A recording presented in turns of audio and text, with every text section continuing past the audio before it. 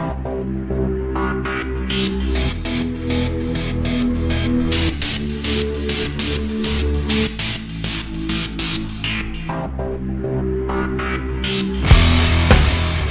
la gang, bienvenue à Radio B52, le podcast numéro 1 au Québec qui traite des vraies nouvelles. Irrévérencieux, mais toujours la vérité. On dit ce que les autres ne disent pas. On passe ça. La crise des barrages autochtones s'est terminée il y a quelques temps. Et on trouvait important de faire un peu un bilan de ce qui s'est passé. Comme vous le savez, la crise a débuté par des barrages en Colombie-Britannique avec la tribu des Wanten. Et par la suite, en soutien à ces tribus-là, les Mohawks ici au Québec, bien évidemment, des experts en barrage, on devrait leur donner la construction de barrages hydroélectriques. Donc les Mohawks, évidemment, ont mis en place un barrage également pour bloquer les accès à la réserve, bloquer les accès à la population. Tout ça s'est résolu d'abord par une entente entre les Autochtones de Colombie-Britannique et le gouvernement fédéral, à la satisfaction évidemment des Autochtones qui ont fait en sorte qu'ils ont levé leur barrage.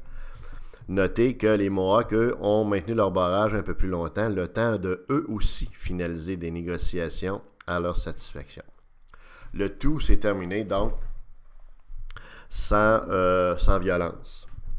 Et le gouvernement fédéral, en bout de ligne, a versé aux Mohawks autour de 240 à 250 millions de dollars pour qu'ils acceptent de lever le barrage routier qu'ils avaient fait. Je répète, 240 millions de dollars versés aux Mohawks par le gouvernement de Justin Trudeau. Alors nous, on veut faire un podcast sur ce sujet-là parce que je pense qu'on a atteint un point dans ces situations-là où, heureusement que le ridicule ne tue pas, parce qu'il y a bien des politiciens qui seraient rendus des petits nuages et ça n'a absolument aucun sens ce qui se passe dans ces situations-là. C'est à se demander qui mène au Canada. Est-ce que ce sont les Mohawks ou le gouvernement fédéral et les gouvernements provinciaux? OK? C'est pas normal qu'on doive verser 240 millions de beaux dollars aux Mohawks pour acheter la paix. Il n'était absolument pas interpellé par la question. C'est en Colombie-Britannique que ça se passe. Mais par principe, encore une fois, les histoires de territoire, puis touche pas à mon territoire, puis tiens-toi loin de mon territoire, puis bon, regarde, c'est toujours la même histoire, hein? Les territoires ancestraux, dit-on. Bon, mais c'est pas normal. Écoutez, regardez ça globalement, là. On a un premier ministre fédéral, Justin Trudeau, avec une ministre ou un ministre responsable des Autochtones. Donc, vous avez deux dirigeants, là, le PM puis un ministre. Ensuite, vous avez 10 premiers ministres provinciaux et 10 ministres provinciaux des Autochtones, des Indiens. OK? Alors, au niveau provincial, ça fait 20 personnes, plus Trudeau puis son ministre, ça fait 2 autres personnes. Vous avez 22 dirigeants canadiens pour s'occuper des Autochtones, s'assurer qu'ils sont heureux, qu'ils sont dans la soie, qu'ils sont traités équitablement, qu'on respecte les territoires dits ancestraux, qu'on ne sait pas trop c'est quoi, parce qu'à les écouter, c'est tout le Canada. Donc, il y a du monde qui s'occupe, donc c'est la job, c'est de s'occuper à temps plein d'eux autres, là. OK? Ils sont 22. Donc, évidemment, principalement, Trudeau lui-même puis son ministre des Autochtones. Et ça aboutit qu'on se fait baiser. Tout ce beau monde-là, d'abord, ne parle pas. Il y a juste Trudeau qui a parlé un petit peu. Du moment que la première barricade avait été mise en place il y a un mois et demi, l'armée aurait dû débarquer pour démanteler ça, comprends-tu, puis mettre tout de suite au pas les gens. Vous ne pouvez pas avoir un groupe de personnes qui agissent comme si leur territoire était souverain, qui agissent comme de façon illégale sur un territoire comme le Canada, impunément. Hein? Essayez donc de faire un barrage, vous. Vous allez voir qu'au bout de 15 minutes, la cavalerie va débarquer, puis ils vont s'occuper de vous, le dossier criminel, puis ça sera pas long, hein? Bon, il aurait fallu faire la même chose. Il faut faire la même chose avec les Indiens. Parce que là, le raisonnement des Autochtones, puis des gens en général, ils se disent, coudonc, Les Autochtones ont juste à mettre un barrage en place, puis à faire des menaces, puis à se mettre des bandeaux dans la face comme des petits adolescents en chaleur, puis on leur cède ça à coût de 3 puis 400 millions puis milliards. C'est pas normal, là. On ne devrait pas leur verser une maudite scène. Faut que la cavalerie débarque. Au pire aller, ce que l'armée aurait dû faire, c'est mettre un barrage, des barrières en face des barrières autochtones pour empêcher les Autochtones de sortir. Vous voulez nous enclaver, vous voulez nous empêcher de passer à travers vos territoires. Ben là, c'est correct, mais on va faire la même affaire. Nous autres, si vous considérez que vous avez le droit de faire ça, on va vous empêcher de passer dans l'autre sens au Canada. OK? Puis vos bateaux, OK? Faut pas oublier une chose, les Mohawks, là, c'est une business de quelques milliards de contrebande illégale qui se fait en plein jour, en pleine face des autorités policières, en pleine face de l'armée canadienne. Ils se promènent avec le bateau, comme on est sur le lac Saint-Louis, ils promènent ça du Canada aux États-Unis, à Kwasasne, Kanawazake, Kanesatake, nommez-les, là, c'est tout. Et, regarde, ils font ça en pleine face du monde, puis c'est un commerce autour de 2 milliards. Ils savent même plus c'est quoi le montant, parce que le commerce est florissant et grandissant. Avec cet argent-là, ils s'achètent évidemment des mitraillettes, ils s'achètent un paquet de fusils d'armée, finalement, parce qu'ils aiment ça. Ils aiment ça, les Mohawks, les fusils.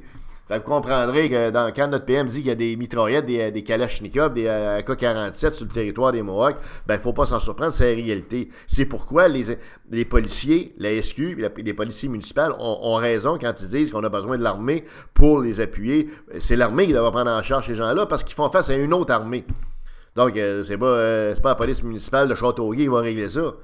Mais encore une fois, on n'a rien fait, tu sais. Donc, ils rient du monde en pleine face, comprenez-vous, les Autochtones. Et puis, ça semble que c'est correct. En pleine phase. Vous promenez, traversez le pont Mercier, là, vous checkerez ça des fois, là, vous voyez une espèce de bateau bizarre un peu qui est complètement fermé, évidemment. Vous ne savez pas ce qu'il y a dessus. Ça s'en va vraiment aux États-Unis, bien des chances. Bateau de contrebande rempli d'affaires, d'armes, puis de drogue, puis de cigarettes, de tout ce que vous voulez, là, qui marchande. Et Justin Trudeau s'est couché à terre, évidemment. On ne peut pas attendre autre chose de lui. On ne connaît pas les détails de l'entente qu'il y a eu à l'échelle canadienne. On sait qu'il a versé des tonnes de millions aux Mohawks. Je pense que les gens, le monde ordinaire commence à être vraiment écœuré de ça. Il faudrait que ça soit la dernière fois parce que ça n'a aucun sens. Absolument aucun sens. Vous ayez un premier ministre canadien qui se met à terre devant un groupe de gens qui agissent quasiment comme des révolutionnaires, quasiment comme des anarchistes, qui disent, regarde, là, tu passes plus sur mon territoire, comme si leur territoire, ça faisait pas partie du Canada. Voyons donc, c'est quoi cette affaire-là? T'es mort ou pas? Tu sais, peut-être la première fois, ça va faire un petit peu bing-bang, puis avoir un petit peu de chiolage, un petit peu de choses heavy metal. Mais à un moment donné, tu peux pas te coucher à terre devant eux autres tout le temps de même, ça n'a aucun bon sens. Déjà, les Autochtones ont des bénéfices incroyables de vivre au Canada, ils payent pas d'impôts, ils se font donner ils se font offrir de se construire des maisons, même s'ils en veulent pas. Ils font leur contrebande, leur commerce illicite, comprends-tu, en face de tout le monde, sans que personne les arrête, sans que personne les mette en prison. Il y a une police autochtone. Mais la police autochtone, vous comprendrez que c'est une farce, cette affaire-là. Ils sont de mèche avec les gens de la mafia Mohawk. Alors, comprenez-vous, c'est incroyable. Et puis, en bout de ligne, dans le fond, ce qui est malheureux, c'est que c'est vous qui payez, c'est nous qui payons pour ça. Ces montants-là qui sont versés, ces indemnités-là qui sont versées, parce qu'il y en a qui ont décidé que c'était pas correct que le gouvernement canadien décide telle chose.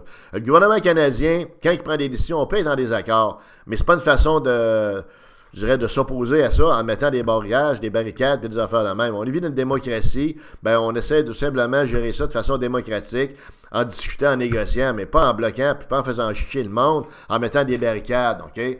Puis, en terminant, écoutez, le gouvernement Trudeau ne va pas s'attendre à mieux que ça. C'est un gouvernement qui est à plat ventriste, qui est invertébré, c'est un gouvernement de mollusques, à commencer par le PM lui-même, comprends-tu, qui est un gars d'image, qui n'a pas de contenu, qui n'a pas de couilles. Alors, malheureusement, il faudrait que ce gouvernement-là soit battu aux prochaines élections. Il aurait dû être battu d'ailleurs aux dernières élections, ça n'a aucun sens, parce que vous voyez le résultat, ben c'est ça. On verse des millions, des centaines de millions à des gens qui sont hors la loi. Est-ce que c'est normal? Non.